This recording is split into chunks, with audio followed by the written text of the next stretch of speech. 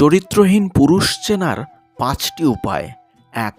যে পুরুষ পরিবারের মানুষদের সাথে সবসময় মিথ্যে কথা বলে তাদের চরিত্রহীন হিসেবে চিহ্নিত করবেন। ২. চরিত্রহীন পুরুষরা কখনোই ধৈর্যশীল হয় না কোনো কিছুতেই। ৩.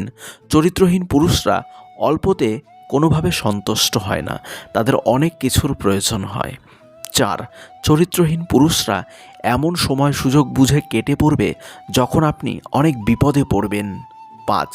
যে পুরুষ তার ব্যক্তিগত সব তথ্যই লুকিয়ে রাখে মানুষের সামনে, সে সবসময় চরিত্রহীন হিসাবে চিহ্নিত হয়। ৩টি কথা মনে রাখবেন। ১.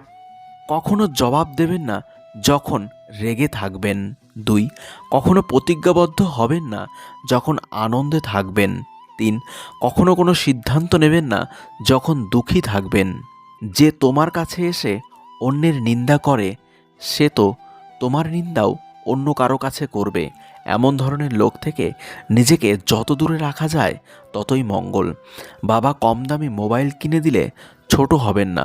মনে রেখো, যা তোমার কাছে অল্প তা তোমার বাবার কাছে রক্ত বিক্রির গল্প।